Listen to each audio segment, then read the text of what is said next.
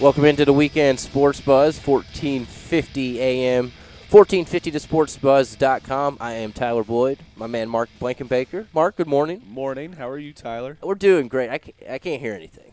It's okay. I don't like it. I hate that feeling. I hate the feeling, but I know we're fine.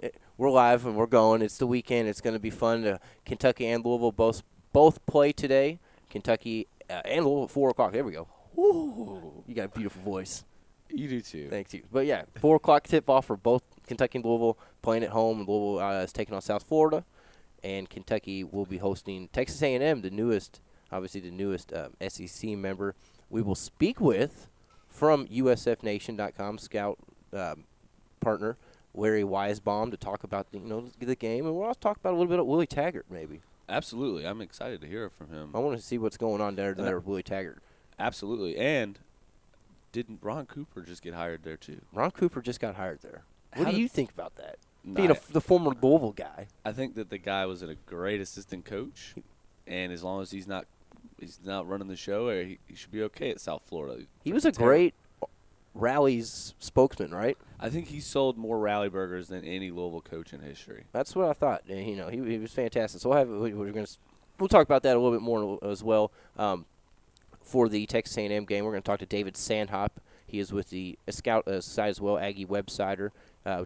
Break down Kentucky's matchup versus Texas A&M, and maybe a little bit Johnny Manziel. See what's coming up next year. Obviously, that's a really good team. Louisville. You never know. You can play them. I want to see that Bridgewater Manziel matchup. I think ESPN would love to sell Bridgewater Manziel. How awesome would that be? Terry Bridgewater. Yeah, Terry versus Johnny. Terry Bridgewater, everybody.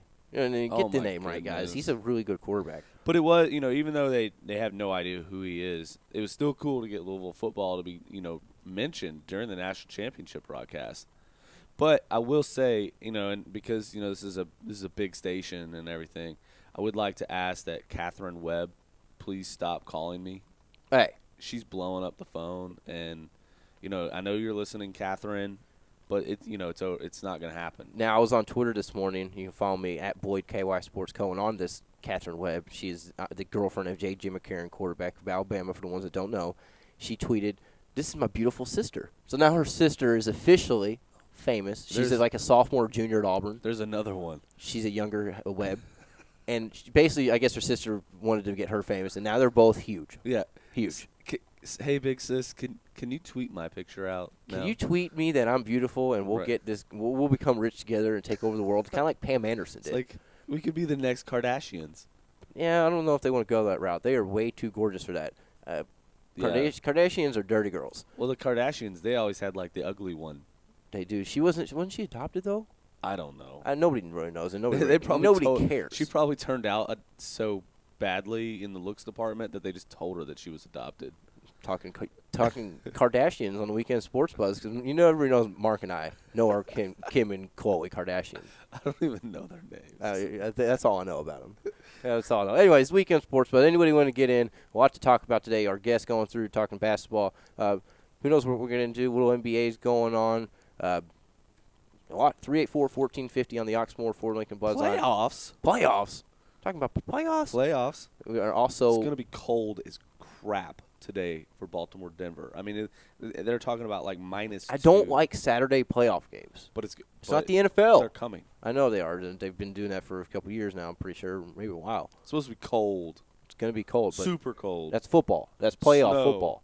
Manning, Flacco, maybe Ray Lewis's best game or last game. Let's just stick with that. Let's just go right into it. We'll talk a little bit about the playoffs. Because everybody wants to talk playoffs, especially Allen Iverson. But no, who do you think is going to win that game? Manning. I'm going with Manning. I think it's a fantastic ball game. I mean, and I wish that it wasn't going to be such bad conditions so that Flacco and Manning could have an effect. So I think they will still have an effect. Manning's practiced all week with a glove. That's something that he has never done. Never. And so I think you got to look at the run game. Like, who's going to run the ball? I like Ray Rice. Ray Rice is a stud. I like Ray Rice in that. So I don't ever like to pick a road team in the playoffs, and I hate to pick against Peyton Manning. But, I don't even know what the spread is. But straight up It winner, couldn't be much. I would say I'd like to go Ravens right now on this. I'm going to go Denver. I just think it's a little Peyton magic. I think Flacco's going to have a bad game. Talk about a quarterback that might struggle. I think it'd be him if he won. Oh, no, I could totally see that happen. But, yeah, I'd go, Ray Rice, the defense of the Ravens. Both these defenses, the Bengals, the Broncos, it's going to be a fun game to watch. Von It's definitely Miller, Doomerville, man. Wesley Bailey. Woodyard, Oh, Kentucky. Don't Kentucky. forget your Woodyard. Can't forget your Woodyard. You can't forget your Woodard. It's going to be a fun game to watch. That one gets kicked off at 4:30 p.m., and then you got the nightcap. Another one. It's going to be Packers, great. Niners. Packers and Niners. I'm predicting the Packers actually go on to win the Super Bowl. You like the Packers to win the Super Bowl? I like the Packers to win. I think they're going hot now. They're a playoff team as always. Well, I picked the 49ers to win the Super Bowl in August, and so I can't really switch now. You're a Tampa Bay fan. No, I'm actually a Niners fan. Hold on. You always wear your Tampa Bay hat. Yeah, that's just because it's a hat. Contradictory mark. It's a hat. It's all it is. No, it's fine. I just took a guess. It doesn't define my identity. All right, well, that's fine. So this will be a fun game, a fun little matchup for you to watch. Yeah, and the Niners beat the Packers earlier in the season.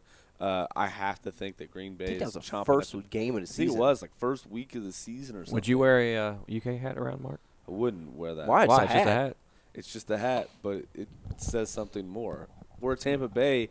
There's no implication. It's like nobody says, "Oh, ha ha ha! You're wearing that Tampa Bay hat." Nobody cares. They might do that because you're wearing that hat. Well, I wouldn't care, but because it's UK, people would say, What are you doing? It's a hat, though. Matt makes a great point. They would say, "What are you doing?"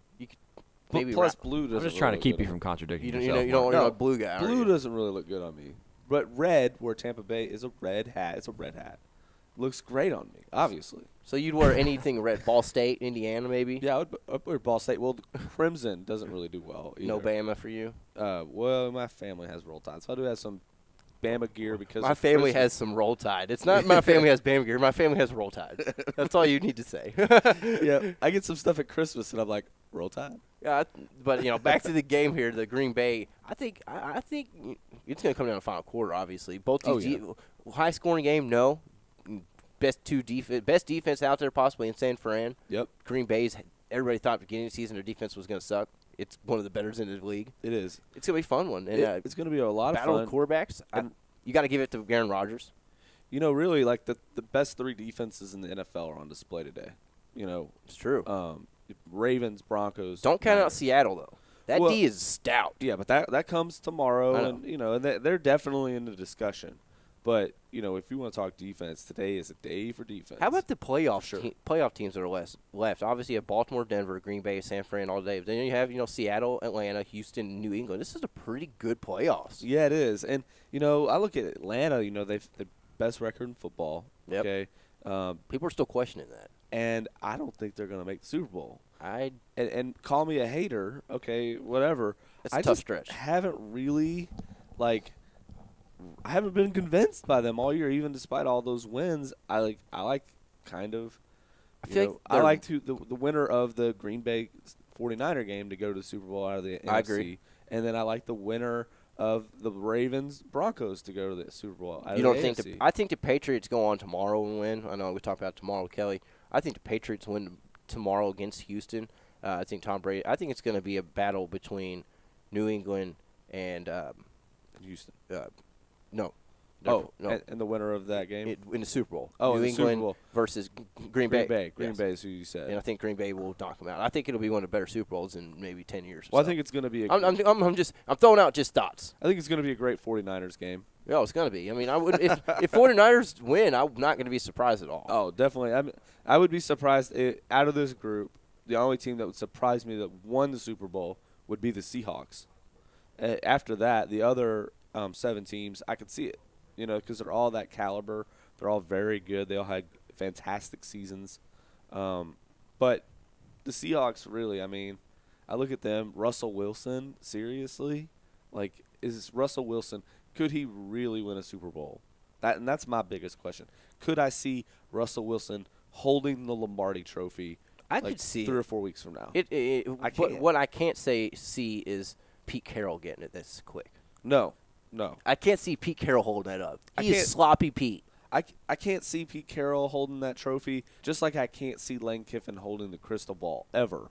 Like, if my kid was, like, going to camp and I knew that Lane Kiffin was going to be the camp counselor there, I would cancel that kid. I would find a different camp. There's Lane no Kiffin way. Why? Have you never met him in person?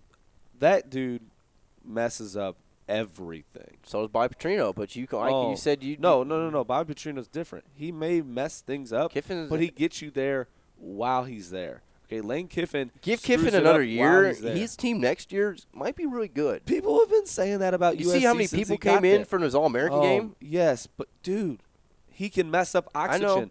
They're the number one. I think his dad just took over a position. And he made his dad a scapegoat so that he could keep his job. But he's good enough for the Dallas Cowboys. No, I would totally agree with you on that one. I know we're up against this break here, so we can get our first guest online. So let's go ahead and do that. Stick with us. So we will be speaking to Larry Weisbaum of the USF Nation, talking a little bit about Louisville's game versus South Florida today. We'll be right back here to the Weekend Sports Buzz.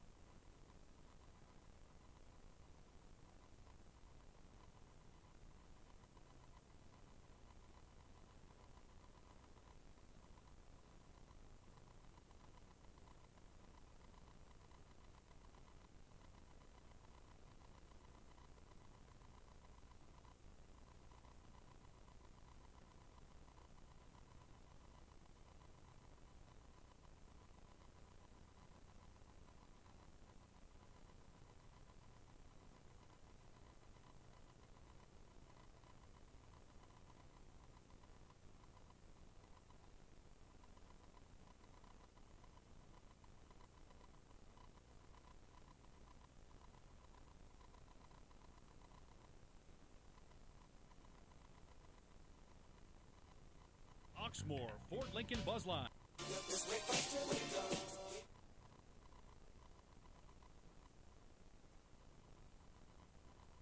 Welcome back to the Weekend Sports Buzz.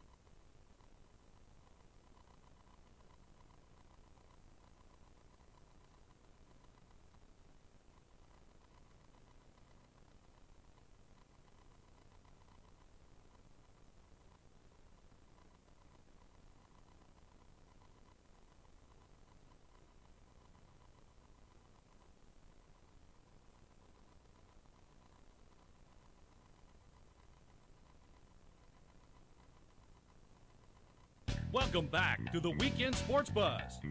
Let us know what you think. Give us a call on the Oxmoor Ford Lincoln Buzz Line at 384-1450. We're back here at the Weekend Sports Buzz. I'm Tyler Boyd. He's Mark Blankenbaker. 1450 a.m. here, 1450 to sportsbuzz.com. Check them out. And, of course, check out our websites, KentuckySports.co and cardsandcats.com. Cardsandcats.com over the week have got a lot of pub. Lots of pub. Great videos your guy, you and your guy Mike Lindsay, Crumbs Revenge on Twitter published.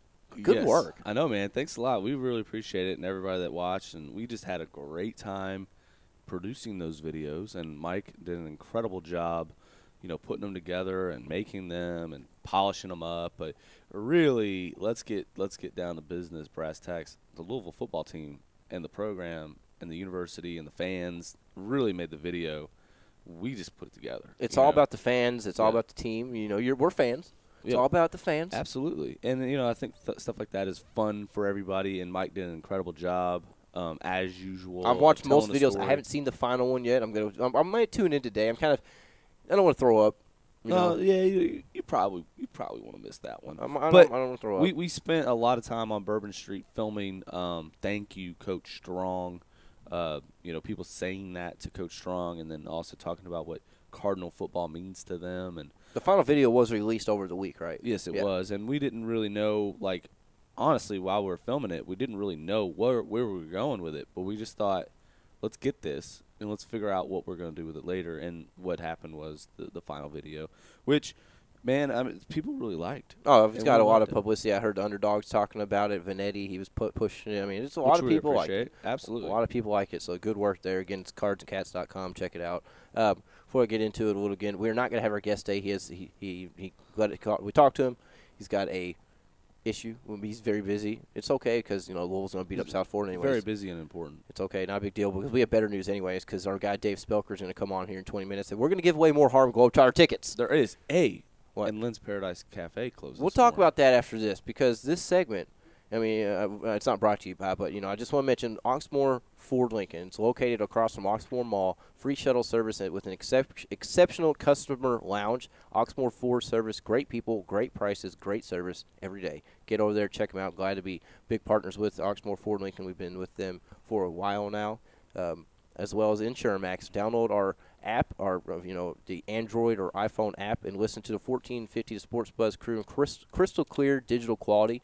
Search 1450 to Sports Buzz in the iTunes App Store or Android market, powered by InsureMax. Call Chad or Alan Hennessy at 479-4085 for all your home, auto, and life needs. So, again, the app is easy. I use it a lot to listen in to the other shows like Mason and Myers in the morning. I promise it works. It works anywhere. It's crystal clear. What about Mason getting his head shaved? He is. Well, I saw he got it shaved on CN2 with Chip Cosby and Rashawn. Cool. It was pretty cool. I liked it. I give Mason a big, Jeff Mason a big credit because I heard him come into the studio the day after Louisville won the Sugar Bowl, a few minutes late. Obviously he probably walked in late on purpose. Good move, and he said, "I'm not shaving my head." Oh, nope, my hair's staying up. Nope. And then the next day, I guess something happened. Maybe somebody slipped him 100 or so. I thought it looked better. He looks good that way. He doesn't look like a bird when he just woke up in the morning. I think it looks incredible. I think it improved his image and probably did something for him that he never would have done. Gained a lot of respect from the Card Nation, who gives him hell on Twitter now. It's fun. Mason Myers morning, Monday through Friday, right here on 1450, 7 to 9 in the morning. Check them out. They're entertaining to. I promise you. I feel like a lot of people are changing over from the other channels to them because they're just. They're out there, and it's fun. I listen to them every morning. There's a travel notice that I need to share. Get it out there. Air France is no longer servicing flights to Iran for everybody who was going to fly. So that just broke. Matt, your summer vacations are done. Fortunately, you will never see those mountains now. You'll never see those. But again, no Larry Weisbaum, USF Nation, but we are going to talk to Dave Spelker at 9:40. We will cover a little LIT basketball here locally, high school. And we're going to give away a couple more Harlem Globetrotter tickets. The game's coming up here very soon, so that's exciting. But I didn't know we were going to do that. He just texted me. But let's go to the Oxmoor Ford Lincoln Buzz on right now before we get into a little basketball talk. Carolina Steve's on the line. Carolina, good morning. birthday, belated, Tyler. I appreciate it, Carolina. I'm an old man now, 26. Oh, man, to be 26 again, I would love to be that age. What was Carolina doing when you were 26, 27? Where was Carolina at? I was in Gardner-Webb University. Gardner-Webb. Why'd I ask that question? You're bringing back memories. Come on. No, actually, I was a student assistant football coach, and I had served 4 years in the United States Army. Thank you. And I was there, and we were NAIA then, and we were just a little old college in Bowling Springs, North Carolina. Yeah, I don't like that little old college. I'm sorry, Carolina. You remember a couple years ago they did beat UK when Billy Gillespie was the coach. That was one of the bigger upsets. But, Carolina, what's on your mind this morning? Well, a couple things. Number one, y'all were talking about Monty Kiffin. I go back a long way. Kiffin used to be the head coach at NC State, and you talking about a flake. He was a big flake. He came to a pep rally one time dressed as the Lone Ranger on a white horse. He made a thing if they won, he was going to jump out of an airplane. Or what happened, they landed a helicopter, and he jumped from the helicopter on the ground to the field. He was leading his team out, and I think he tripped over one of the white lines there at Carter Finley Stadium at NC State. But he's always been a pretty good defensive coordinator, and I don't see why his son gave him the shaft. I don't like his son. Never have. So that's the thing. Second thing, you're talking about high school basketball tonight. Yep. Ask Dave what his thoughts are when probably the two best teams in this area hook up tonight. That's going to be the Providence Pioneers and the Jeff Red Devils, and it's going to be at Providence. And this is one, you might call it a David versus Goliath, because that Providence is nothing but a 2A, and Jeff is a 4A in basketball, so that ought to be a good thing. And also, somebody was asking, I did a little research on recruiting for football next year. And look, and I checked out ACC because the Cardinals will be coming in there. They have, Florida State, Virginia Tech, Carolina, and Clemson in the top 30 as far as recruiting goes and everything. And my man Ty Floyd's coming back next year, too. Oh, yeah, Taj Boyd, that was a big comeback for Clemson. Yeah. It makes them a legitimate top 10 team for sure. I mean, maybe even top 5 for coming back. Mark, what do you we'll be in ACC in 2 years. It's that many top 30 recruiting classes. That's impressive. What it does. Because SEC has probably taken 9 or 10 of that spots as well. Right. Well, what it does is that if you can go in and win those games against those teams, those legitimate teams, there's no question about your schedule anymore, and that's always been Louisville's biggest hurdle. But now you got to win the games, obviously. Yeah, that's good. That's good. Look at Carolina bringing out the research. Good work, Carolina. I love that. Yeah, one thing somebody wanted to know how they were going to do on another show, so I got on it. I checked Scout. I checked CBS. The only one I didn't check was Rivals. In both CBS and Scouts, they had Louisville at number 55. Right, and one of the things is that this year with the recruiting services, in terms of measuring Louisville, you have to look at average star ranking because a lot of the rankings actually taking into account total stars. And the reason for that this year for Louisville is they can't take that many kids. They're only going to take about 15 to 16 players, whereas a lot of these schools are going to take 25 to 28 kids and oversign. Louisville can't do that. They don't have enough scholarships available. They only lose 8 seniors off that team that just won the Sugar Bowl. So they really don't have enough space. So when you're going to measure against that, you got to look at the total star average and not total stars combined. Okay, what I want y'all to do is keep me informed.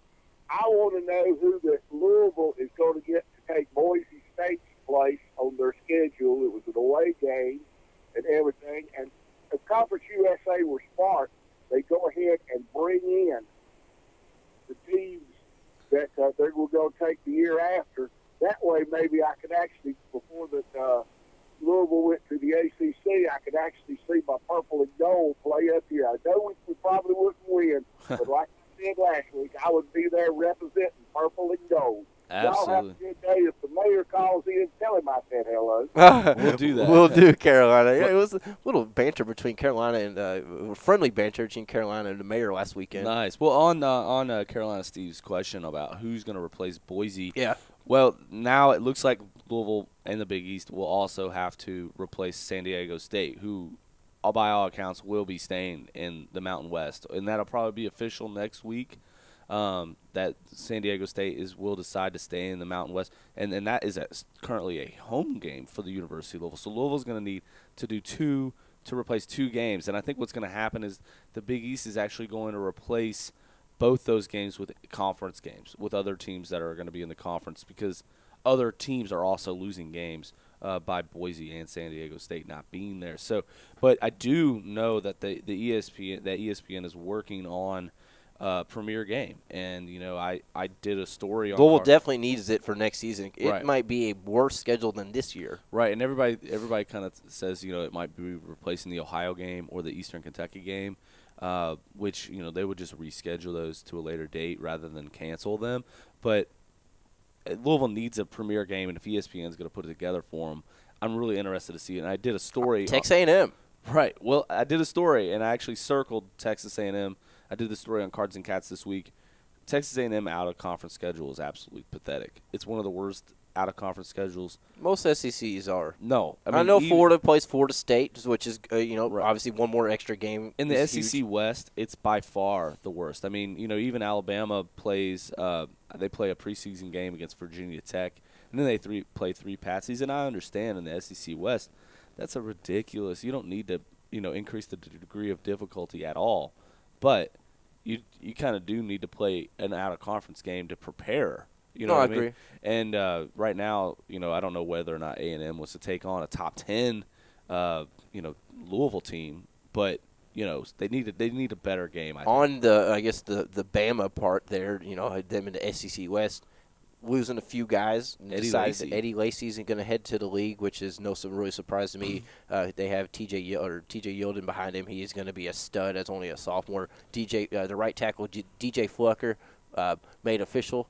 He's going to head out as well. Right. And I believe there's one other big-time guy.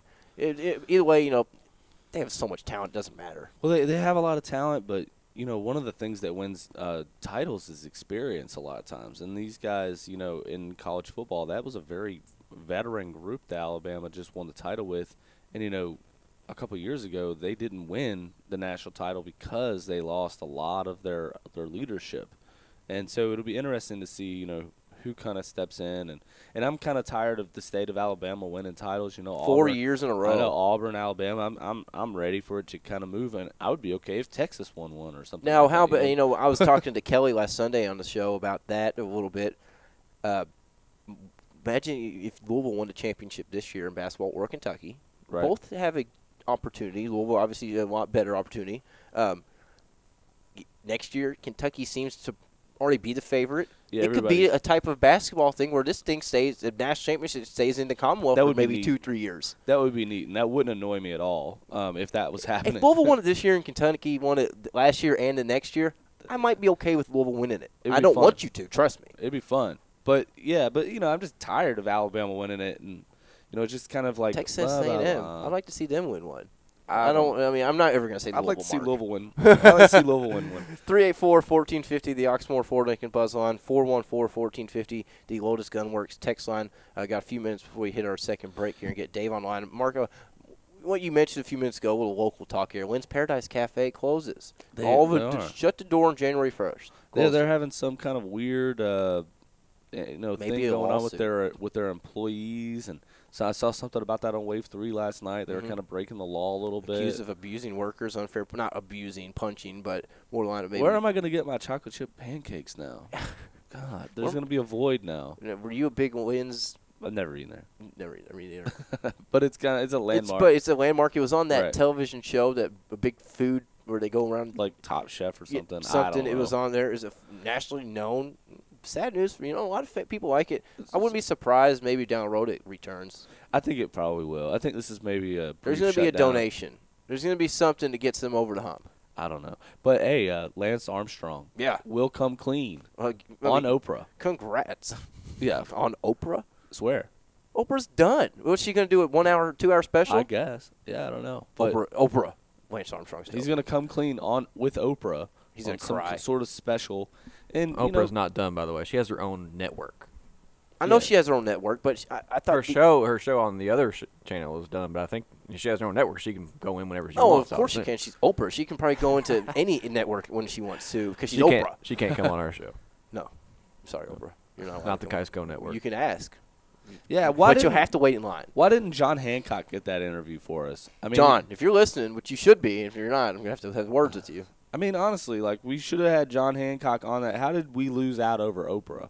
I don't know. That doesn't make sense. I don't understand either. We put a good bid in. Because, remember when Drew Brees came out and after he won the Super Bowl and Oprah rubbed his birthmark because she thought it was lipstick?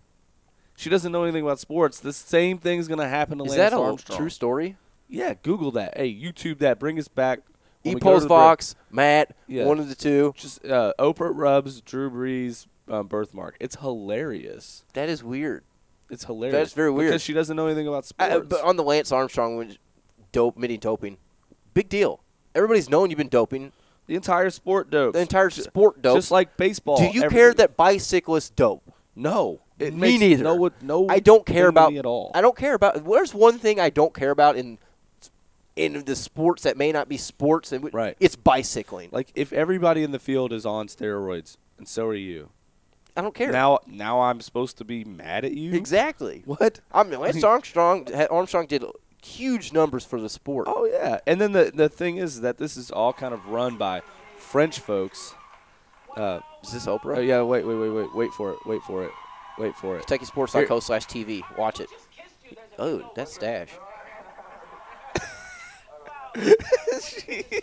Let me rub your birthmark off real quick. Kissed you. Let me get that thing that you've had since birth off your face. That's Oprah. Oprah. She can do that, though, because she's Oprah. It's ridiculous. But Lance Armstrong been doping. I don't care at all. Right. I mean, who get cares? it over with and get it. I'm tired of hearing about it. It's part of the culture. It's part of the culture. Just like baseball in the 90s. How about, though, is it was it NFL or MLB will start looking at HGH testing throughout the season? I think it's NFL. I don't know. One other thing I don't care about. Yeah. Okay. Yeah, let them all steroided. Let them all roid up. Well, I don't agree with that. I know. But I'm just saying. I'm saying, like, if we're going to go back after the fact and look at things and everybody was doing something and then you're going to single out that you're champions who, but everybody profited. The sport profited. The league profited. The league profited. You know what I mean? How much money did the league profit off Mark McGwire and Sammy Sosa during the home run chase? Right. Everybody made money, but now you're gonna go against these guys and lambaste them for something everybody was doing, you endorsed, and wasn't against the rules. I'm sorry, I have a problem with that. I mean, yeah, I do. Doping, doing HGH, it's not cool in sports, but in bicycling, I don't want to see it in major sports. In bicycling, I don't care. I really don't. And Lance Armstrong, everybody knows he had cancer. It probably helped him regain a lot of strength, regain a lot of what he lost. I'm not mad at him at all. I'm not mad. I ain't got time for that. Kind of mad at Floyd for making such a big deal about it. Me too. 384-1450, the Oxmoor Ford Lincoln Buzz line, 414-1450, the Lotus Gunworks text line. Let's go ahead and hit our break. We're going to jump back and talk to Dave Spelker of Vite Magazine, a little high school sports, and we're also going to give away a few Harlem Globetrotter tickets. They're coming to the KFC Yum Center here very soon, so stick with us, call in, win those tickets. We'll be right back.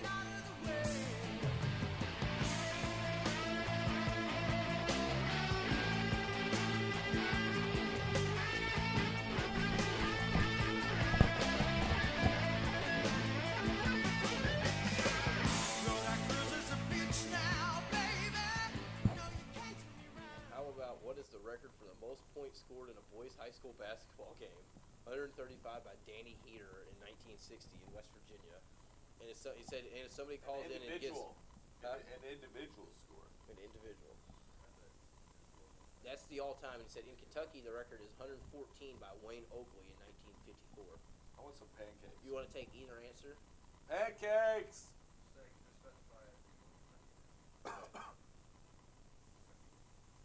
Yeah. Pancakes! Pancakes!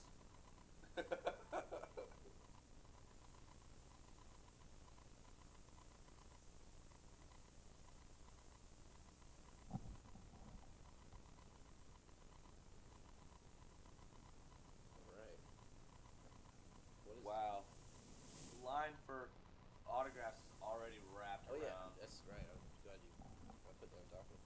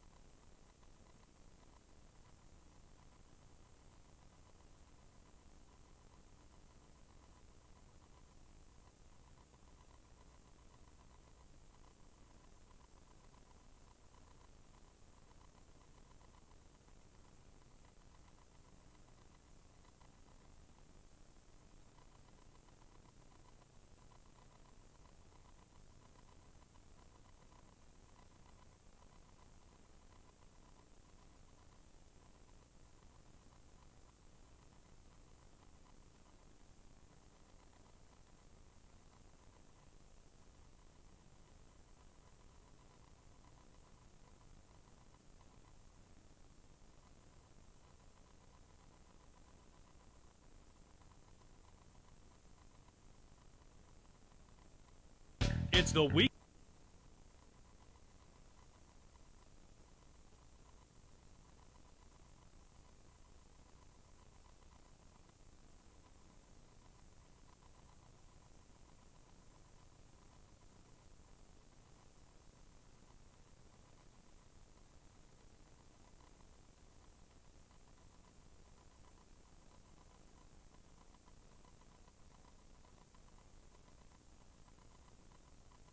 It's the Weekend Sports Buzz. Let us know what you think. Give us a call on the Oxmoor Ford Lincoln Buzz Line at 384-1450.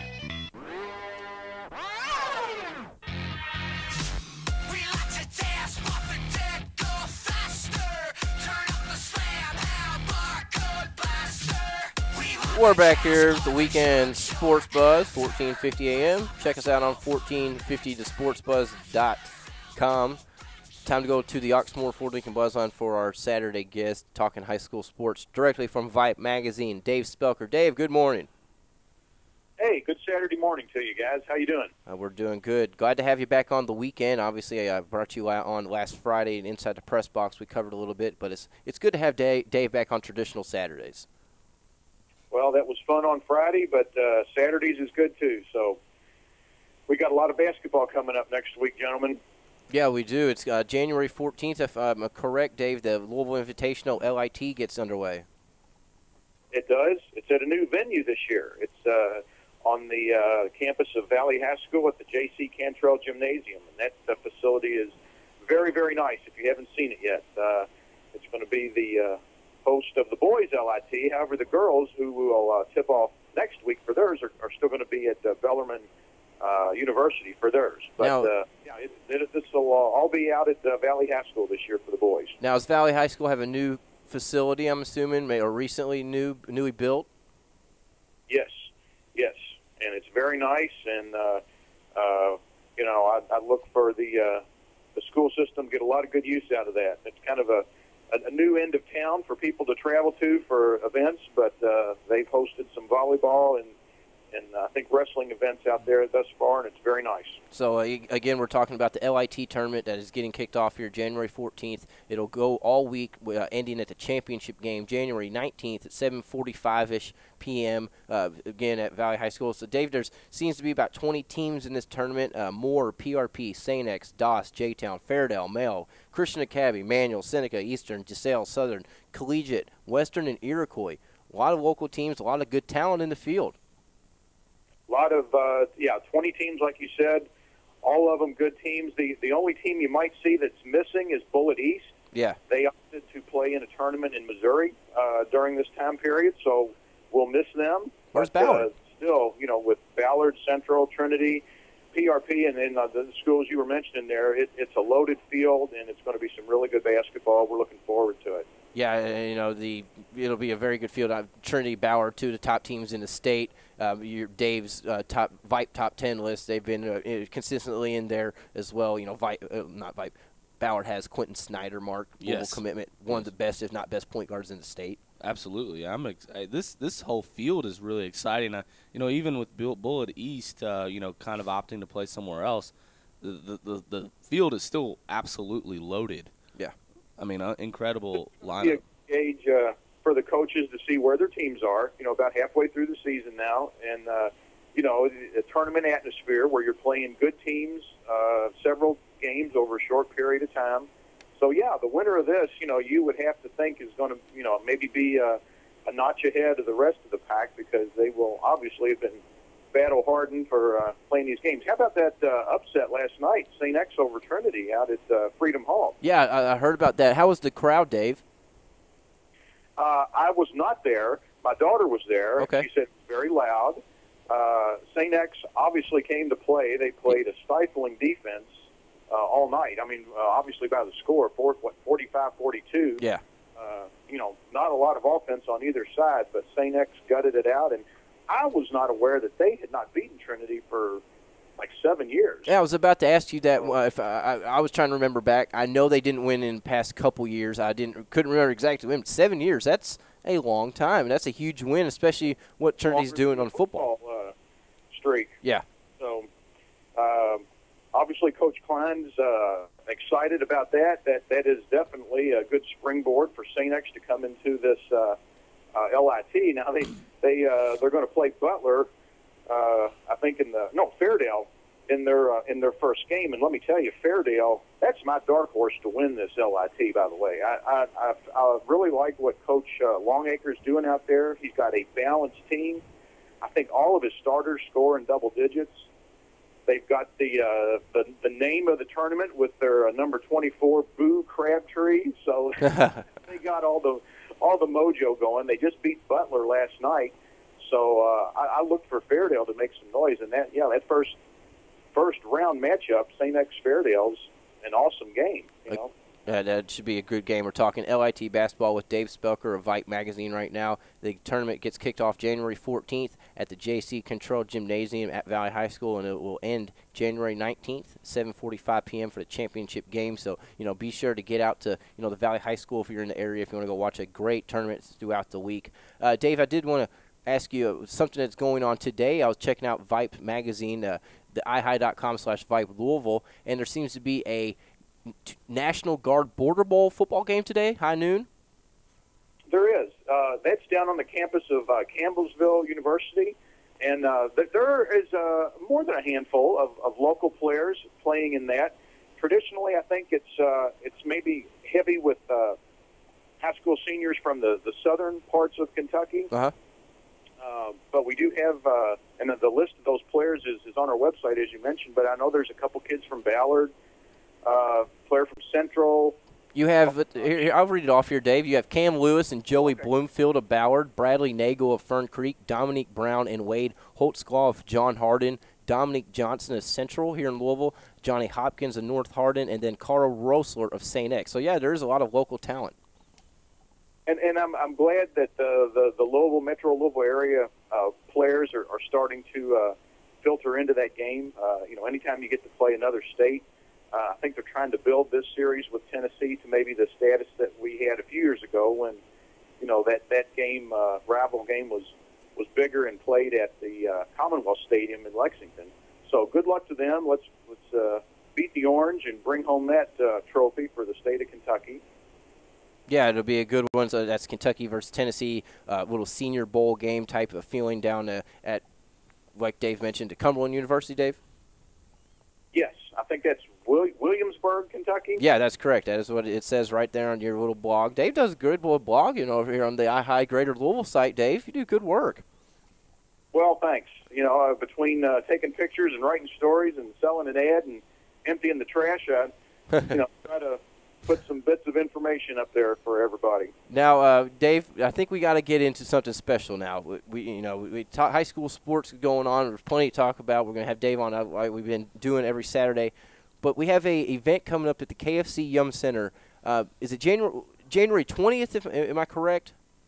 January 20th. You're absolutely correct. Okay, January 20th, KFC Yum Center. The supporters of VIPE, the Harlem Globetrotters, will be here for their annual games. Actually, they play two games that day. There's a 2 o'clock and a 7 p.m. game, and it's just a really good afternoon of entertainment. If you've never taken your family, and it is family entertainment. Obviously, you're seeing some tremendous athletic ability by these players, but it's a lot of fun mixed in there. Oh, yeah, it really is. And I've been to the event when I was younger. It was fun. I'm sure, Mark, and when you were a young buck, Mark, did you attend a Harlem Globetrotter event? I did. I attended a couple, and Generals couldn't pull it off. Generals couldn't pull it off both times. Both times. They're fun events, though. Again, it's they just couldn't pull it off, huh? Again, it's the Harlem Globetrotters. It's KFC at the KFC Yum Center, January 20th, and we're ready to give away a couple tickets here. We have a question for everybody. You'll be able to call in. If we have time here in the next couple minutes, you can call in the Oxmoor Ford Lincoln Buzz line or in the next hour, 384-1450. Dave, you want to go ahead and read the question off for the chance to win these tickets? Well, sure, that's fine. As a matter of fact, we'll kind of double things up today. We'll give listeners a chance to win 4 if they need 4. Okay, that sounds great. For 2 tickets, let's see who can call in, first caller, and can correctly tell you who has scored the most points in a high school basketball game and how many points did they score. This is nationwide. The highest number of points scored in a boys' high school basketball game. Exactly. Like Dave mentioned, nationwide, right, Dave? Nationwide, yes. All states included. And then the bonus for 2 more tickets, who holds the record in Kentucky for the most points and how many points was that, again, in a boys' high school basketball game. There you go. So, again, for your chance to go to a Harlem Globetrotter game, if you only need 2 tickets, call in. Maybe somebody else right behind you could get the other 2. The first question is, how many points, what is the record for most points scored in a boys' high school basketball game nationwide? That's all time. Call in 384-1450 with the answer. You can win some Harlem Globetrotter tickets. And for the bonus 2 tickets, if you need maybe 3 or 4, who holds the Kentucky record for most points scored in a high school game? We have the answers right here, courtesy of my man Dave Spelker, VIPE Magazine. Dave, before I do let you go, VIPE Magazine, is the next issue out, or is it another one coming out very soon? It's on the stands right now, and it's our January year in review. It's awesome. It's full of photos from all the championship teams and sports from last year. This is probably one of the most fun issues I have during the year because you get to recap, what's happened, and it's just amazing to see the accomplishments of our young men and young women in this area, over the past year, and it's just really, really refreshing to see how many good kids we have excelling in and out of the classroom, and it's just a fun issue. So, yeah, pick it up. A great article on an outlook of life in general by Coach Steve Small of Assumption, who writes for us. Just a lot of fun stuff. So, yeah, pick one up. Kroger's, Dick's, Hibbett's, libraries, and just a host of mom-and-pop shops. And certainly you should be finding them at your school. And if you're not finding them at your school, I'd love to hear from you, and we'll make sure that gets fixed. So pick one up. Yeah, exactly. It's Vite Magazine, so everybody get around it. There's not just here in Louisville, Southern Indiana, nationwide. So, Dave, we appreciate you taking a few minutes. We will get back to you very soon, I'm sure, with the answer, a winner of these Harlem Globetrotter tickets, because we love giving away, and we appreciate you and Vite Magazine allowing us to do that. Sure, sounds good. Guys, have a great week, and we'll talk to you again. You too, Dave. Awesome. Thanks, Dave. Let's get that question out there again, Mark, for everybody. If you just tuned in, we are giving away 2 to 4 Harlem Globetrotter tickets. To win at least 2, we have a question. Who scored the most points? Who holds the record for the most points scored in a high school basketball game? This is nationwide. Nationwide all time. Who holds the most points scored in a high school basketball game? For the bonus question, if you need a few more tickets, we're giving away a couple more. Name the kid who scored the most points in a high school game here in Kentucky. So there's 2 questions there, a little bonus question. So 384-1450, 384-1450, the Oxmoor Ford Lincoln Buzz line to win those tickets. Mark, we got a few minutes left here. Next hour we will be talking a little bit of basketball, but since we're still in the full football hour here, Kentucky has a big weekend going on. Yes. They have 17 recruits on campus. They have multiple 4-stars, occasional 5-star in the mix as well. A big quarterback, number 1 dual threat quarterback nation, Asante Ward, seems to be loving the visit, tweeting it out. The guy who committed last week, Jaleel Heish. No, don't shoot me if I'm wrong. He's been talking. He's been tweeting, saying these guys are coming. They're all having a good time. Mark Stoops and his staff. This is huge. This is the first year. This is Charlie Strong bringing Teddy Bridgewater in. Yeah, you got to. The initial class. Mark Stoops has really started off strong, and then, not only with the recruits, but just think about the financing that they just secured for the football program and the baseball program just the other day, through the state. So you're recruiting lawmakers and legislators, and you're recruiting athletes from Florida and all over, and let's just be real. I've been saying this for a while. The cupboard at Kentucky is not bare. It's not bare. Athletes are there, so I'm excited to see how quickly Mark Stoops can get this turned around. He's going to be bringing in a higher quality athlete on top of what is there. And, I'm excited about it for Cat fans. I really am. I think he's going to do a fantastic job. I wouldn't have ever thought all year I'd be talking about Kentucky football on January 12th of 2013. I promise you. Before talking anything about basketball, really. I know. We're going to. We're going to because we got games coming up. But, a couple of the names that are on campus. Rashad Samples, he's a 6-foot wide receiver out of Texas. He's currently committed to Oklahoma State, but he is still open. He's a 4-star, one of the top better receivers. You have Jason Hatcher. He's on campus, Trinity's defensive end, who's committed to Tennessee verbally. USC. USC verbally. You never know. You never know. Yeah, I wouldn't expect it, but like I just mentioned, Asante Ward, dual threat QB out of Winter Park, Florida. He is the guy. And you got to get a guy like Woolard because you can get all the other positions. If you don't have a quarterback, you can only go so far. Yeah, I mean, obviously, people are going to say, we have Max Smith, we have Patrick Tolles. That's fantastic because this is going to be an air raid offense. It could be what you need, but you need that Teddy Bridgewater game changer, impact changer, program changer. Program changer. That's what you need. I will admit it. Maybe Woolard would be that. And I think he could be a type of guy because Kentucky hasn't had that high Morgan Newton was a 4-star. I don't know how. I think he was a 4-star. Was he 4 or was he 5? He may have even been a 5. I think he was a 5. Everybody knows he is downgraded drastically. But, it's a big weekend for UK football. It got kicked off with a commitment yesterday from a 3-star defensive tackle, Lovell Peterson, out of Ohio. Big commitment. He's a 6'3", 280. SEC speed and size, they say, for his position. It's just rolling, hopefully, here in Lexington. I hope it's going. I'm praying. Whatever. I don't know if they're going to call it a train or no train. Maybe they're going to call it a. We're big not calling boat. it anything. We're calling it football. Calling it a big boat to get on, or something. No. But whatever it is, Mark Stoops has got it going on. Stoops is troops, and they haven't played a game yet, and the program has momentum where it hasn't had momentum in quite some time. I don't even think Rich Brooks even had momentum. He just did the hard work. I mean, when they're upgrading the facilities, which we haven't even mentioned, it's huge. $110 million up facility upgrade. Yeah, we're gonna get a better press box. Oh my gosh, Ah. Kentucky's gonna have. Yes, we are. Maybe better meals. Well, the meals were fine.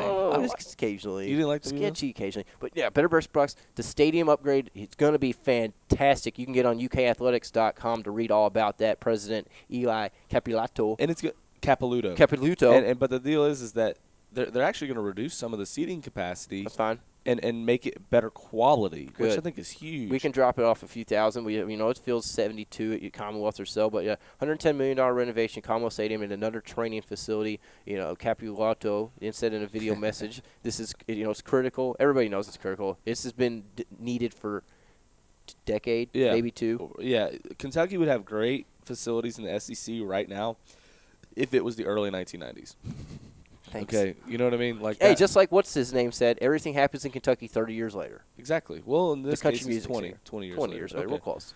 But also, I know we got a break, but starting at 11 o'clock to 2, University of Louisville football team will be signing autographs, and you can get your picture taken with the Sugar Bowl trophy at Papa John's Cardinal Stadium. There's already lines around the Papa John's, so you better get out there, but you have 3 hours to get whatever you need 2. done. I'm sure if you're in line, they will fulfill your line. They'll cut off, and then they'll sign until whatever, but they are giving out 10,000 Sugar Bowl posters. It's all free. It's all free. It is limited to 2 items get signed per person or whatever. But I think it'd be exciting to go out there. It's beautiful weather today, so it shouldn't be a big deal about being outside, which it is outside. So get out there, Card fans. Show the support of that Sugar Bowl championship. Again, the question to win the Harlem Globetrotter tickets: Who holds the record for most points scored in a high school basketball game nationwide? Call in 384-1450 with that answer. We'll give you some Harlem Globetrotter tickets.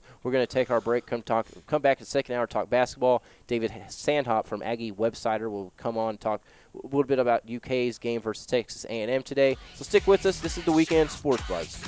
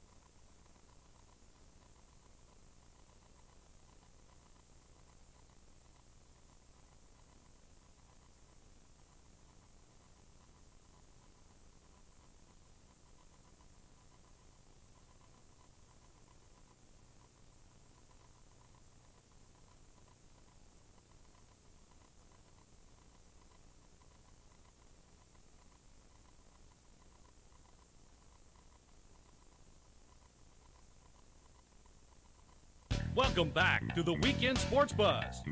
Let us know what you think. Give us a call on the Oxmoor Ford Lincoln Buzz Line at 384-1450.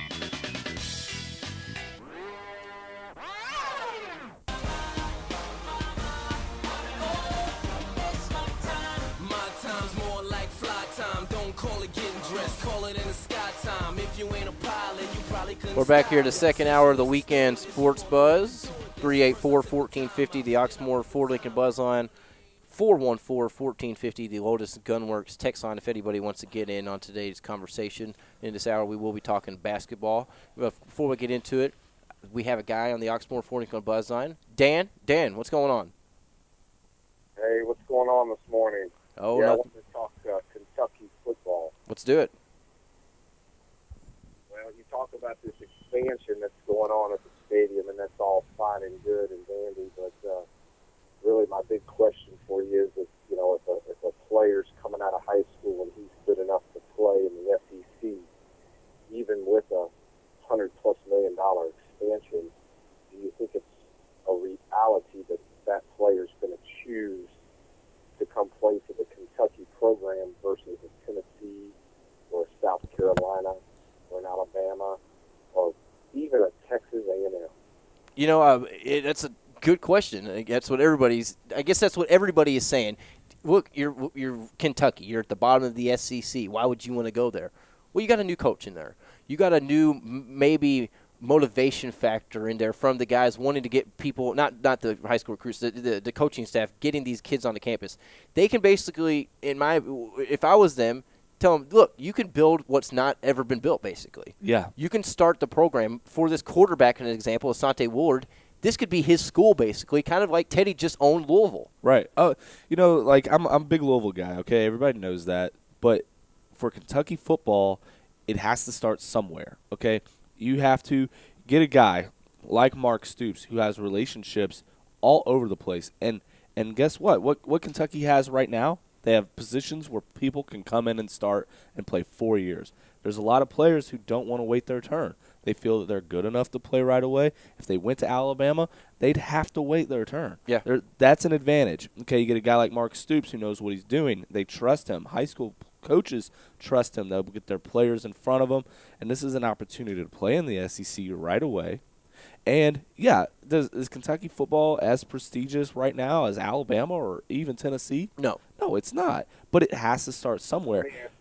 And then you do it other places by scouting lower-level players that are not as regarded but have high ceilings and developing them.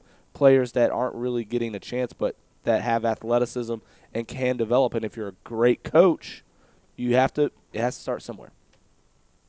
Let me ask you this. Do you think Mark Stoops is going to be able to come in and he's going to be able to tap the talent that we have in the city of Louisville and in the state, which Charlie Strong seems to be doing quite well with that right now? Yeah. With the team that they've had, do you think he's going to be able to tap into that and utilize the kids from the state? Because that's where I only see it is right now. I see it as kids, if they're going to go play for Kentucky, those kids have wanted to play for Kentucky for many years.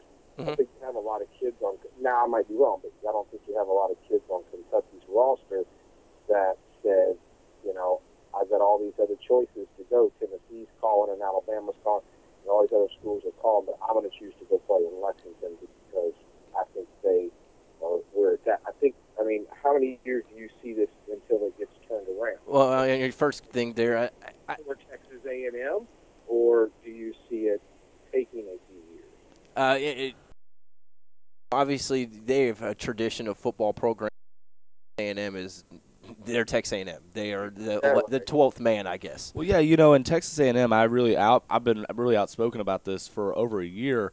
Mike Sherman was unfairly fired, recruited Johnny Manziel, and then you have a guy like Kevin Sumlin coming in, who's a very, offensive system guy. I mean, he was really tailor-made for, competing in the SEC West right away.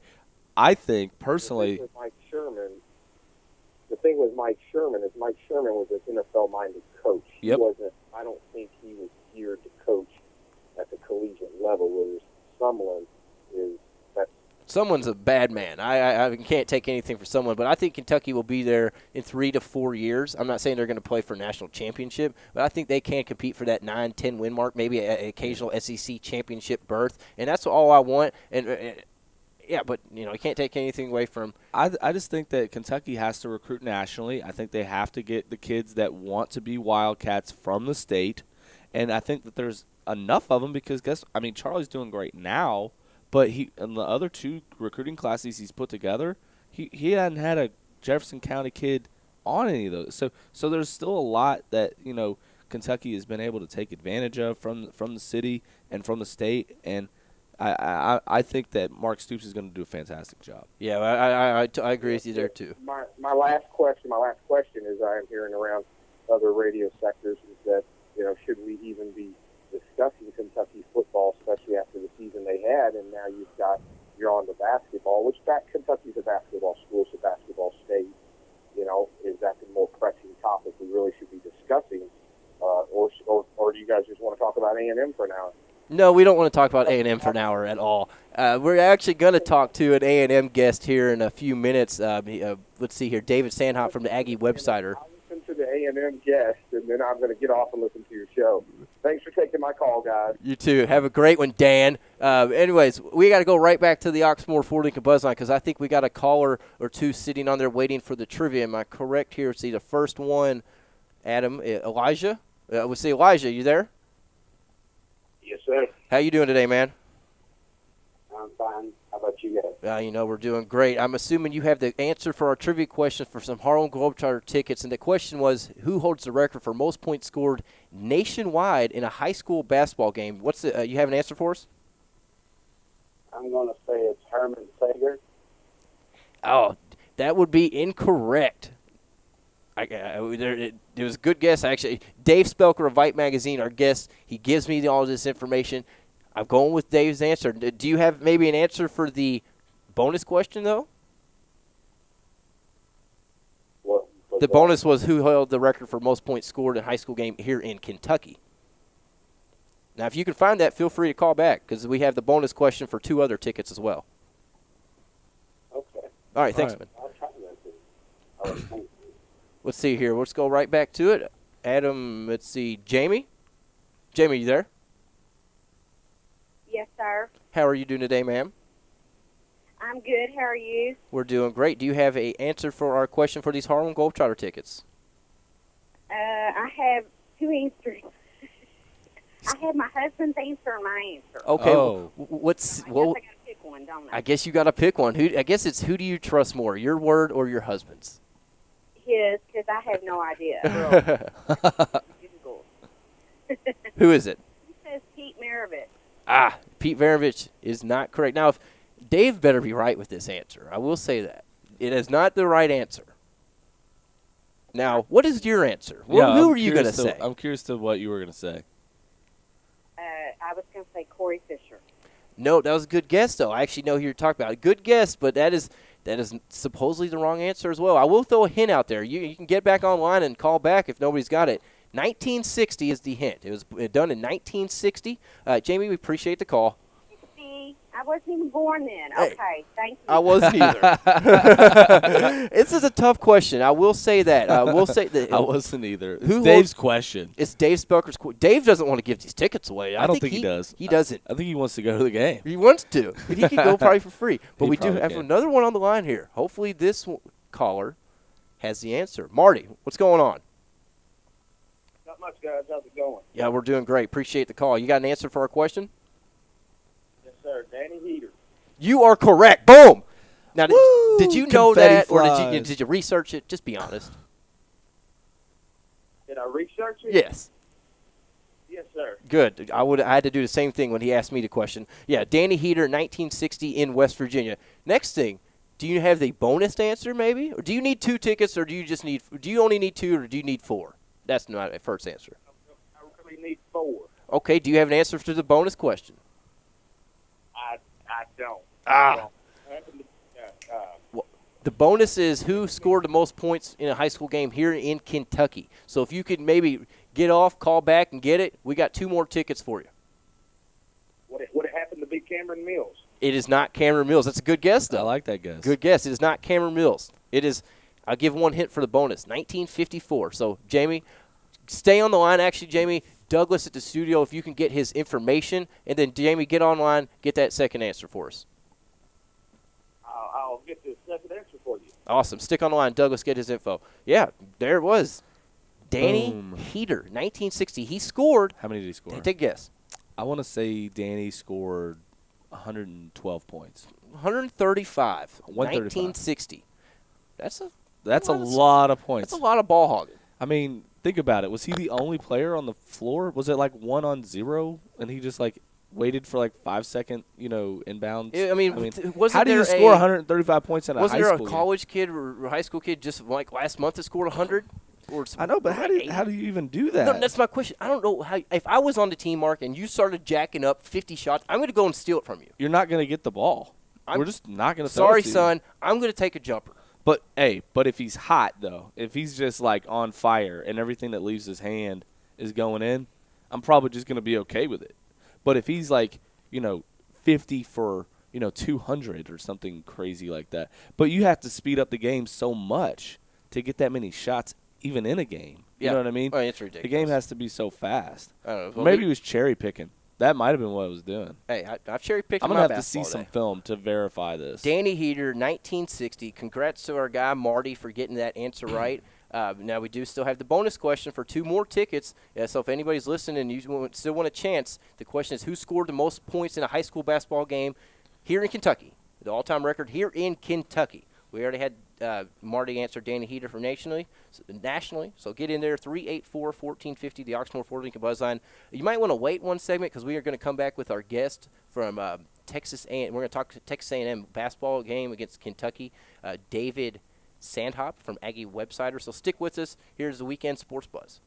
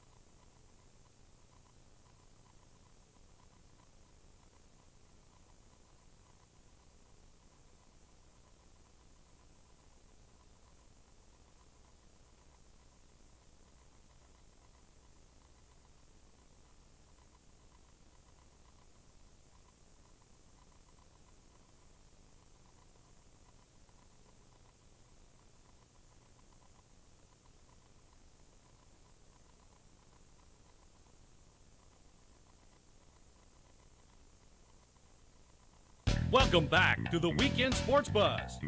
Let us know what you think. Give us a call on the Oxmoor Ford Lincoln Buzz Line at 384-1450. Come on. Shoulda had them apple bottom jean boots with the fur. The whole club was looking at her. Whoa, welcome back to the Weekend Sports Buzz, where we really just mixed it up on you. Yes. Adam is the best DJ ever. Apple bottom jeans. I feel like this has been the best musical selection of our Hey, shows we like to this mix year. it up here on the Weekend Sports Buzz. All day. All the day. best music ever. Congrats to Marty, our guy Marty, for winning the first 2 tickets of the Harlem Globetrotters, who scored the most points in a high school basketball game all time in the nation. Danny Heater, who played for the Heaters. The Heaters. It was really the He Heaters. played for the Heaters. 174-43 final score. Dave Spelker just texted me that.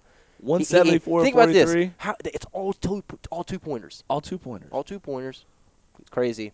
That But was crazy. We have a time in bonus West Virginia. question, and that was who scored the most points all time in Kentucky high school basketball history. And I do believe we have a caller, Adam. David is on. David, what's going on? Hey, morning, guys. You got an answer for the question? I believe the answer is King Kelly Coleman. King Kelly Coleman. That would be incorrect. Oh, hey, man. Well, look for I like your talk a while ago about UK, about the looking up, UK football looking up. So are you? Well, let me ask you this, David. Are you a Cat fan, obviously? Yes, sir. Now, are you excited about Mark Stoops and what seems to be happening? I was not all that enthused when it happened, but with the things that have transpired since he was hired, the assistants who he's brought in, Oh, yeah. and then the stadium upgrades. Yeah, and then the recruits that, hopefully these things are going to pan out. So, yeah, I'm definitely enthused. Although I never left the program like many of my colleagues did. UK football fans, I stuck with the program and I supported Joker. Although I knew it was time for him to go. Yeah, I think it was important for the program to get some fresh blood in there. Mark Stoops. Whether or not you supported the decision or not. I mean, obviously a change needed to be made, and you have an athletic director, Mitch Barnhart, that you trust to make that change. And I feel like when he made the decision to go with Stoops, I thought it was a fantastic one, Yeah. and it seems to be working out. Yeah, I told you. Well, David, I appreciate the call. And Time for Joker to go. yeah, I will agree with you. I love Joker, but it's time for him to go. He's not a head coach, in my opinion, at a big-time university. David, keep listening. If nobody gets that answer, call us back. Find that answer online. Google it. We encourage We Google. encourage Googling and robbing Dave Spelker of Invite Magazine of these tickets. Who's on now? We got another one. We got our guy back. He's hitting it hard. He said he needed 4 tickets, and he's back. Marty, what's going on? Hey, guys. Hey, it's Wayne Oakley. Boom! Whoa. There it is. Google. Google does it again. Wayne Oakley is the answer. Do we send these tickets to San Francisco? 114 points on December 21st, 1954. Yes, sirree. Look at this. Nice. Nailed it. Good work, Marty. I'm assuming. No, Marty, you won the tickets. You taking the family? Who's going with you?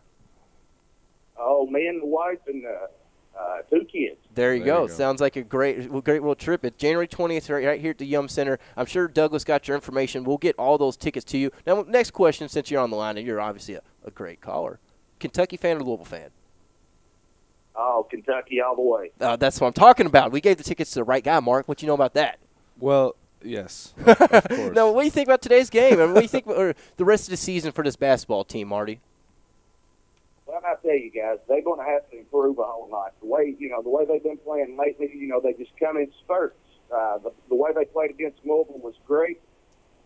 They come out and played against Vandy, and an average high school team in the state could have beat them. Yeah. They looked off. It was terrible second half. I'm totally with you. I was actually I was pretty tired from working that day, and I was falling asleep during at halftime. And then they started coming back, and I was wide awake, freaking out. That wouldn't have been a drastic loss. Well, Marty, congrats on those tickets. Enjoy your all's day at the Yum Center for the Harlem Globetrotters game. And thanks for listening and calling us, man. All right, guys. Thanks. Y'all have a great day. You You too. Yeah, but hey, so about that Vanderbilt game, Woo! Are we gonna get in basketball finally? let's do it. Gosh. All right, so shot clock. how funny. You would bring up the shot clock immediately. No. Wait. How funny was it watching Bob Knight try to figure out what's going on with the shot clock and the game clock and just how out of it he was during that entire process and how, like, Reese Davis was just kind of, like, nursing him through it. Like, how is he still commentating basketball on a major He didn't. broadcast? I don't think he knew that was the rule. Like, he didn't know what was going on. I don't know. I don't know if he really. He did good work. I actually enjoyed Bobby Knight talking Kentucky basketball for the first time in history.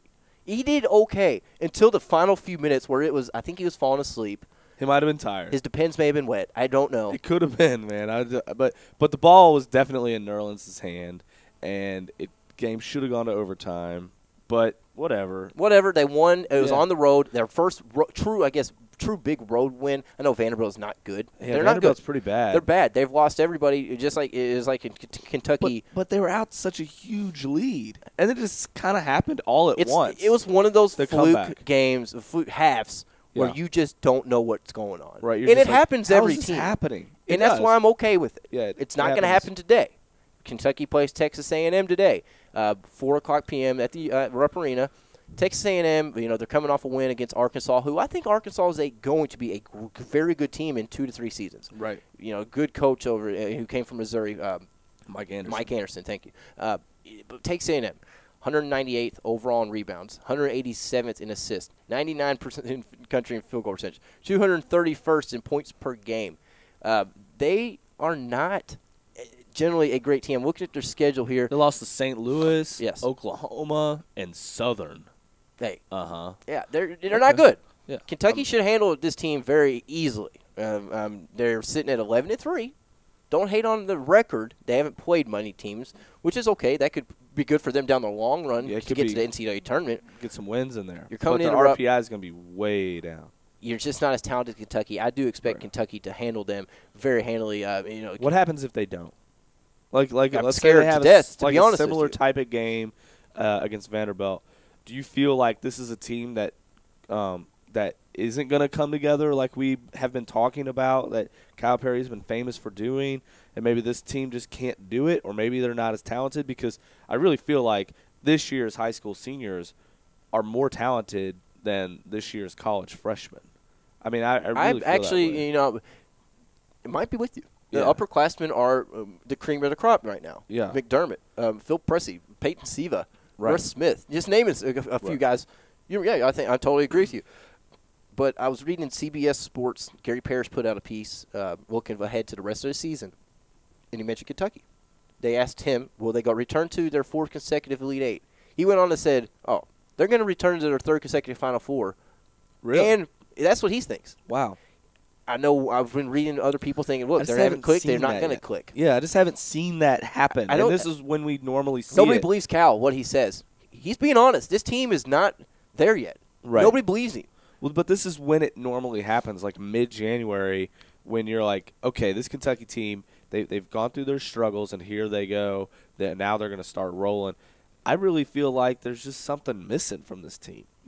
Maybe not in terms of size, maybe not in terms of talent, maybe in terms of character or personality even. You know what I mean? It just seems like it's just not happening like as a cohesive What is happening, group. though, is Ryan Harrell I like Harrell playing great. His assist-to-turnover ratio is one of the best in the country.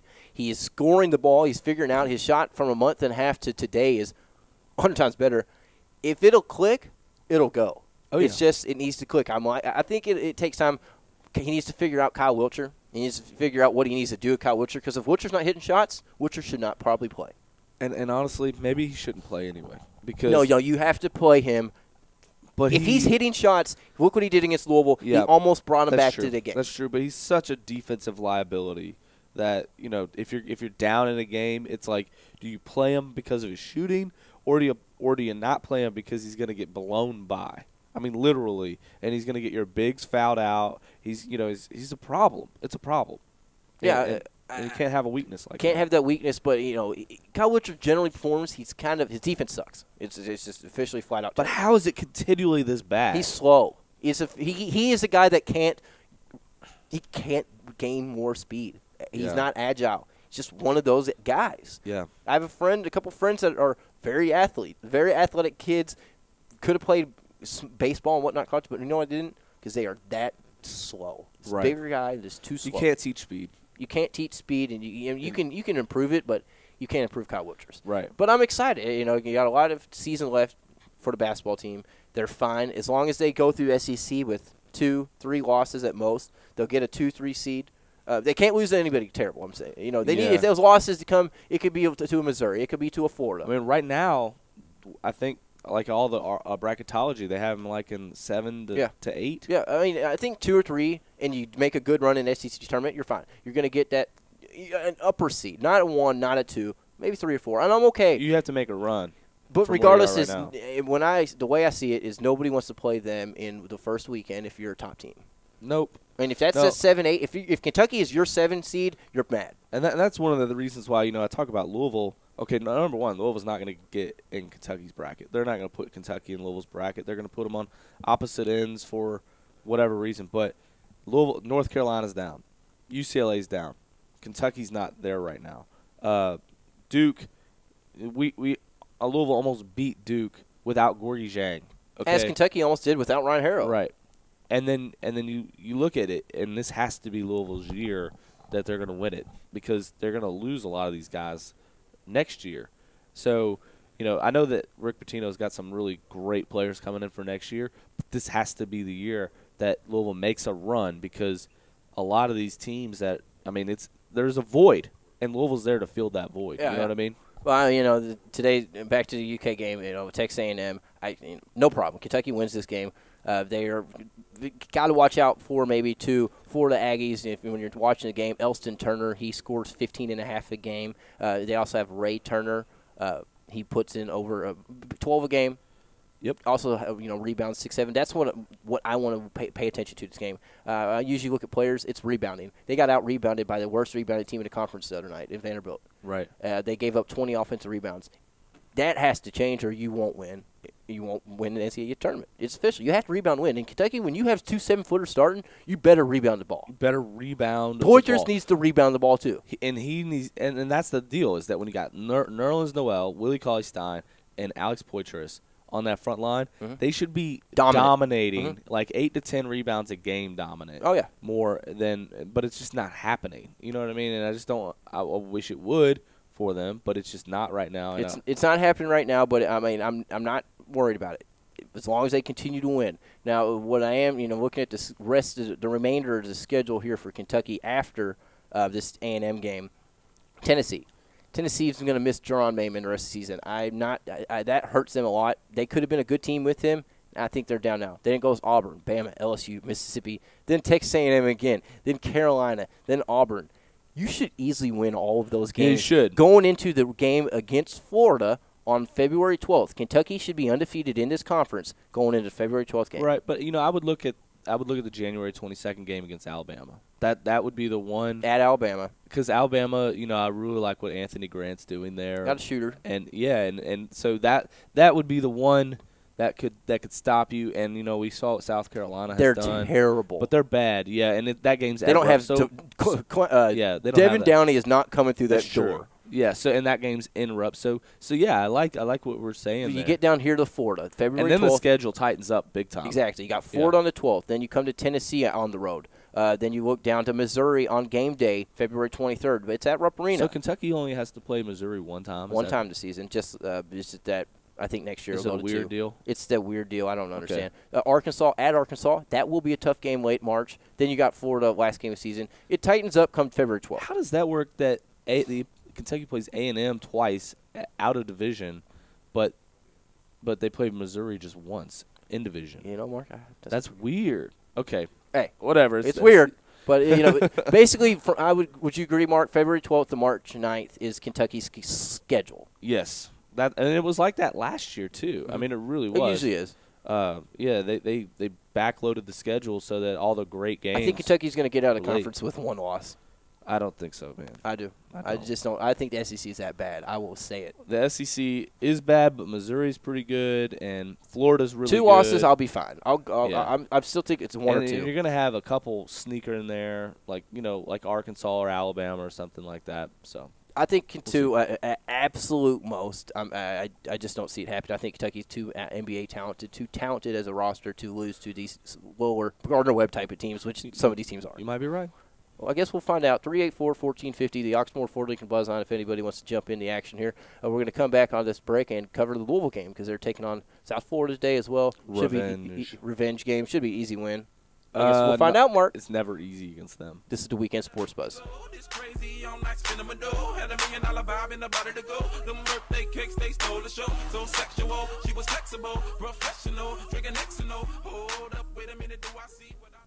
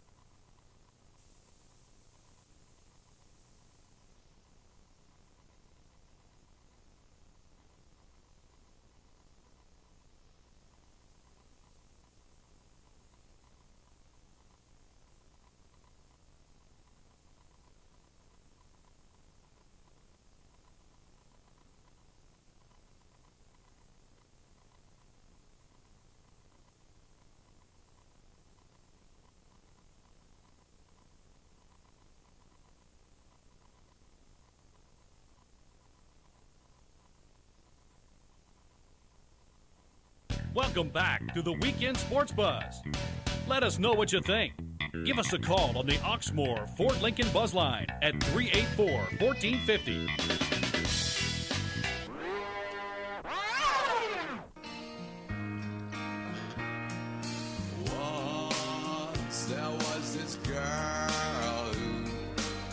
We're back here in the final segment of the Weekend Sports Buzz here on 1450 AM. Check us out on 1450thesportsbuzz.com and, of course, KentuckySports.co, cardsandcats.com.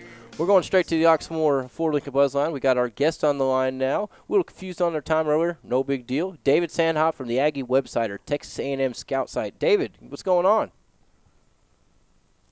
I'm doing pretty good, just waiting for the big game this afternoon. It is definitely going to be a big game, a fun game. I'm a fortunate Kentucky fan today. I didn't know any Texas A&M fans. I recently got a new job, and my boss is, so I actually have a guy to kind of banter back and forth with. It's fun. I'm glad Texas A&M is in the SEC. Well, I'm not sure how strong the banner's going to be. We'll see how things go today, though. Yeah, it'll be a good game. Again, to tip off here at 4 o'clock at the Rupp Arena Eastern time. David, a little bit about Texas A&M here. And we were talking about them in the last segment. They seem to a good record at 11-3, a couple losses that probably shouldn't have happened, coming off the most recent victory against Arkansas, 69-51, who I think Arkansas is a decent team. What's going on, and what kind of direction is Texas A&M currently heading, midway through the season? Well, of course, before the Arkansas game, I think most of the Aggie fans would say that they're going no direction. They really were struggling, and there just wasn't a lot of energy on the courts. I think the biggest issue was their post play was very, very poor. They've got two veteran posts in Ray Turner and Courtney Roberson, but they were getting beat to the boards by some of these teams that you should be beaten pretty handily. But for whatever reason, the light bulb went off against Arkansas, and it's kind of interesting. The previous game before Arkansas, the last non-conference game was against Houston Baptist University of all folks. A&M was out-rebounded 33-23 in that game. Wow. So you come into the Arkansas game and people go, "Wow, what are we going to expect here?" Well, those two guys, were flying around to the ball, were putbacks. In the end, A&M out-rebounded Arkansas 51-27, and nobody saw that coming. And so that's why, in terms of direction, I think the folks are looking at it like, wait, is this a one-time thing, or is this something that can sustain through the rest of conference play? But that's the narrative for A&M right now. Yeah, it kind of falls into Kentucky's lap as well. They're struggling at rebounding the ball at times. They were out-rebounded by Vanderbilt, who may be the worst rebounded team in the SEC 2 nights ago. Gave up 20 offensive rebounds. So, maybe today's game is a little closer than people think. If it comes down to if A&M rebounds like they did against that's an outrageous ratio over the Arkansas team. I'm looking at the roster here, David. Elston Turner, Ray Turner, are they related? No, they're not. Elston Turner, his father played in the NBA and was an executive with the Houston Rockets. So that's the connection there with him ending up going from Washington to Texas A&M. Okay. Ray Turner's from Houston. So there's no relation there. Okay, I was just wondering. I was checking out because they both 15.5 a game for Elston and Ray Turner's at 11. 3 guys for Texas A&M in double figures. It seems that Texas A&M has, it looks to be 7 or 8 guys in double-figure times, almost 9 guys. Deep team, Texas A&M bringing into Rupp today? Actually, I would say no, they're not deep because all of those 9 guys, that includes 8 scholarship players and 1 walk-on. They were thin coming into the season. They've had 2 scholarship players who transferred at the end of the semester, and guys that didn't see much playing time, but then again, were guys that you could have some fouls with. But really, right now, if they can get any foul trouble at all, they're in trouble. The issue with A&M is they're really trying to clear off some roster space, but they're trying to turn over some of this talent.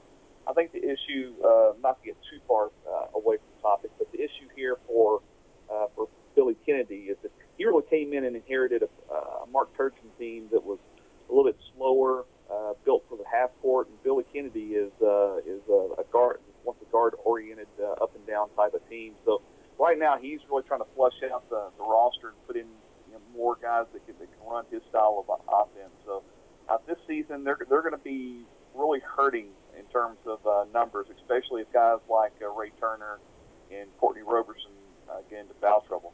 Yeah, so just looking at the numbers don't always tell the truth here. I was, Billy Kennedy, we're familiar with Billy Kennedy over here. He is the former Murray State head coach for 5 seasons. So, yeah, we definitely know the way he plays, and I promise you've got a good one there in Kennedy. Now, what's kind of just a little transition. We don't have too much time left in the show.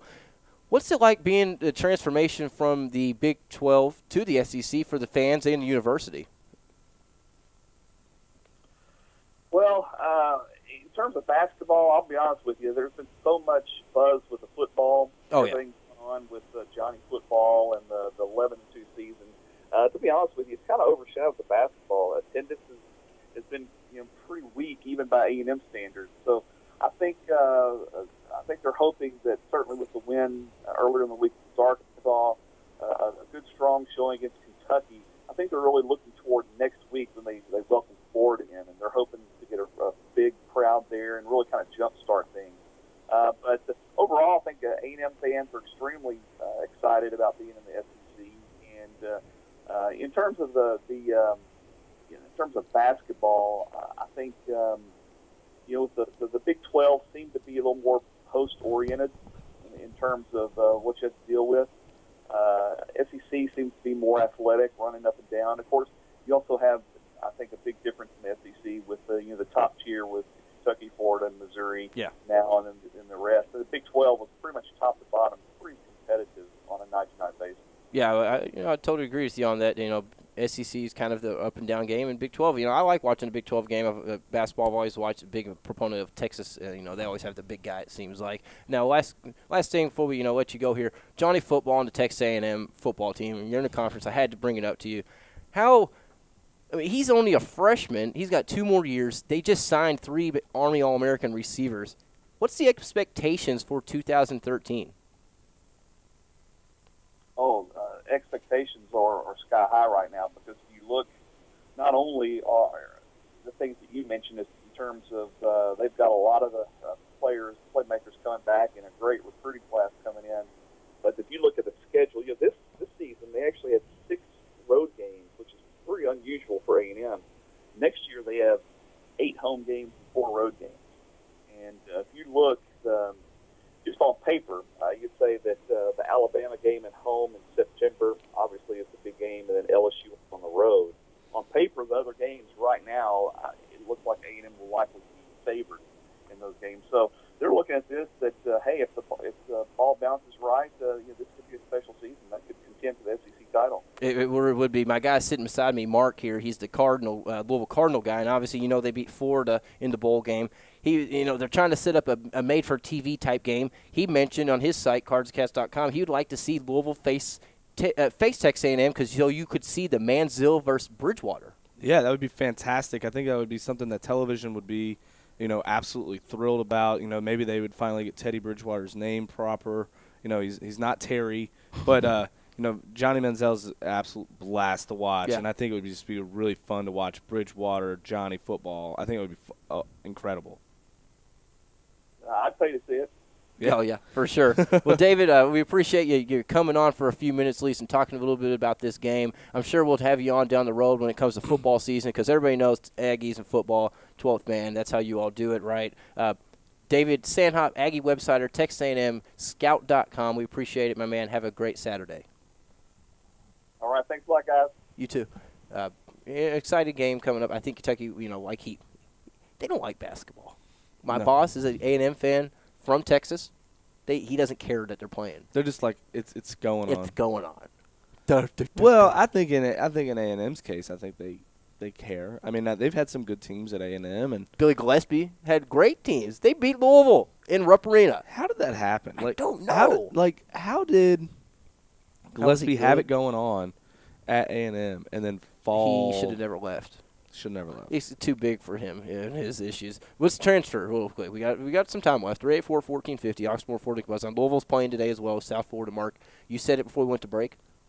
Not as easy as blowout as I might assume. No, it's not. I mean, South Florida plays a style that basically, it's the perfect style to beat Louisville. You have to control the pace. We saw it with Lamar back in, first loss ever in the Yum Center. Lamar took down the Cards. And then what you do is you slow the pace down. You try to get multiple possessions on missed shots, offensive rebounds, things like that, and you capitalize on long possessions and make Louisville play defense for 30 seconds a trip at least. And then when that happens, Louisville's offensive rhythm is disrupted. They struggle on offense, and things start happening. You hit the 3-point shot. South Florida on paper should not even contend. Their numbers are worse than Texas A&M. Right, right. But that was the same case last year too. But what they do is they control the pace so much that their numbers look terrible, but they get teams out of their rhythm and they can pull upsets. I'm looking at their schedule here. Their last 2 games are against good teams. Villanova not good. Villanova and Syracuse. Obviously, Syracuse very good team. And you can see that they're controlling the pace. 55-44, 61-53. They beat Central Florida. Going up the schedule here, they lost to ranked Oklahoma State earlier in the year. They beat Georgia, SEC Georgia. They've already played Central Florida. They're a frustrating opponent, and Louisville should win. Okay, but they're a frustrating opponent because they really choke down the pace and it makes the game tough to watch. It takes the crowd out of it. I don't think that hurts Louisville. I think that just makes Louisville beat you up a little bit more. Well, it takes the crowd out of it. It negates a home court advantage. That is true, and it shortens the game.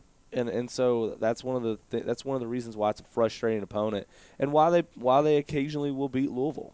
They don't have the point guard or shooting guard coming through that door as well. No, either. They don't. But they have some bigs. They have put one with the roster. They have Victor Rudd scoring at 11 and 6. I'm not even going to try his name. Fitzpatrick at 11-3. Jawanza Polland 10. A couple guys scoring. I think Louisville wins this game. I think Kentucky and Louisville both win their game by 15+. Yeah, well, I would take a 5-point win today if I'm Louisville. I'll take a win as a win. I think shot clock violation or not, Mark. I think Kentucky would do the same thing. Is right, and this time of the year, it's important to just get wins. Typically, Louisville in January isn't all that great. Yeah, you mentioned that last week. They always have that. They always have like a decline. Dip. Yeah, and then they bottom out like sometime in late January, and then all through February it's like a slow rise, like a roller coaster. And then Patino's he's undefeated in the Sweet 16, and you know what I mean. So like he's got like all these different things that he just benchmarks that he hits all the time. And Matt always gives me this chair. Oh, my God. I just almost had a heart attack on air. Literally. On air. This chair's always breaking while I'm sitting. You already know they're probably getting the picture and video of that. Oh, yeah. KentuckySports.co/TV. You can watch our live show, highlights and all. I bet our faces there were classic. Watch Mark fall out of his chair. Oh, goodness. You have to get that picture because I was freaked out. I'm never sitting in this chair again. Just let you know. You got to never fix that. But yeah, when I get Louisville, up in Kentucky 5 both minutes, win today, right, Mark? They both win. They move on. Louisville, Kentucky games next week as well. I do want to say this. Louisville's got a quick turnaround on Monday night, big Monday. That's good because it's kind of like Kentucky's quick turnaround. One day off, just like the NCAA tournament. Yep. You need those. You gotta kind of simulate that a little bit. You need those, and that's good. I'm glad it's happened for right now for Kentucky. I know it happens again later on in the season. Quick little news here, little quick hitters. I know we mentioned it earlier in the show. South Florida, who's Louisville's playing today? We didn't get to ask our guest there because Mr. Weisbaum was busy, quote unquote. South Florida hires former U of L assistant Ron Cooper. I know I asked you earlier, but where's Ron been? Eastern Michigan? He was actually Central Michigan. He was actually with the Tampa Bay Buccaneers this past season. Oh gosh, coaching their secondary, and before that, he was LSU's cornerback coach. I do remember that. And then I think he was at South Carolina for a while, and then he was at Alabama so and he's either fired a lot or leaves a lot. Yeah, he jumps around, and I don't know about that guy. Only thing I like about Ron Cooper is his Rally's commercials. Well, the thing about Ron Cooper that Steve Craigthorpe didn't do was Ron Cooper. Well, Ron Cooper recruited crazy talent. Like when John L. Smith came in from Utah State to coach the University of Louisville, the cupboard was not bare. Okay, when Charlie Strong arrived post Craigthorpe, it was bare. It was bare. It was bare. It was bare. So Ron Cooper could recruit. He could fire people up, and he could sell tickets and things like that. He just couldn't win football games. He wasn't a head coach. Just like Joker Phillips, Ron Cooper is an incredibly talented secondary coach, and that's where he needs to be. And that's where he's probably going to stick the rest of his career. And there's nothing wrong with that at all. And just odd, you know. Yeah. That was down the road. But what's more interesting and more recent, Florida State just fired UK offense coordinator Randy Sanders as their offense coordinator. Do they want to suck for the next 3 seasons? Unbelievable that the offensive coordinators for Florida and Florida State now, in my opinion, Kentucky's might be some of the worst offensive coordinators I could even think about. Florida in the Sugar Bowl. There's no way Florida should have that bad of an offense. They should not have passed the ball in the first play as a running team anyways. Do what you do. Ever. Do what you do for the other 11 games before that game. Yeah, exactly. But that guy, if I was Will Muschamp, I'd have fired my offensive coordinator. There. And there's no way, if I'm Jimbo Fisher, I'm hiring Randy Sanders. Nope. Not going to do it. Not ever. Not in a million years. Didn't Randy Sanders come on our show? No. That was Mike Cassidy. Mike Cassidy, you're correct. Running in the park. Casually running we were at the Davis 5K marathon earlier in the summer. It was 150 degrees. It was blazing hot. And all of a sudden, there's a UK fan running by, and then he comes back. Oh, there he is again. And he comes over. Hey, Mike Cassidy. Yeah. Oh, hey, Mike, let's talk football. Yeah, let's talk football. It was cool. But, yeah, it was just interesting. Randy Sanders, Florida State. I'm glad we got your coaches, and I'm not. You won't be happy you got ours. I don't understand that. I don't understand how a guy like that gets that job. I don't either. I just don't get it. 4:00 p.m., Kentucky's taking on Texas A&M at Rupp Arena. 4:04 p.m., Louisville's taking on South Florida here at the KFC. And right now, I've been getting pictures tweeted at me. The lines at Papa John's Cardinal Stadium are long for this autograph session. They're giving away 10,000 posters. People will have an opportunity to take their picture with the Sugar Bowl trophy. The lines are long, but you got 3 hours to get everything signed, dotted, and pictures taken. And before you head over to the Yum Center today, it's going to be fun. The team's going to be feeling some love. The weather's going to be amazing. It's just another great week to be a Louisville Cardinal, buddy. It's a great week to be a Louisville Cardinal, buddy. It's a great weekend and week in life to be a Kentucky Wildcat. Anyways, I got to say this before we leave. I know we got a minute left. Tomorrow, the Weekend Sports Buzz at 10:15. Clint Hurt. Yes, Mr. Hurt. Mr. Hurt. Clint Hurt, Louisville. What's his official title? He's D-line coach and recruiting coordinator. Recruiting coordinator. Clint Hurt, he's going to join the Weekend Sports Buzz. Kelly Patrick got us hooked up. We're going to talk to him, obviously, about the season, the Sugar Bowl. I'm still mad at Kelly for not calling me while he was in Bourbon Street. He apparently lost his phone. Kelly's all about me, Mark. Thanks for listening, everybody. 10 to noon tomorrow, right here on 1450 AM. Stick with us as the D-Huff and Nasty Show take over for an hour. Go Cats, go Cards. We'll see you tomorrow. Go Kroger. All right.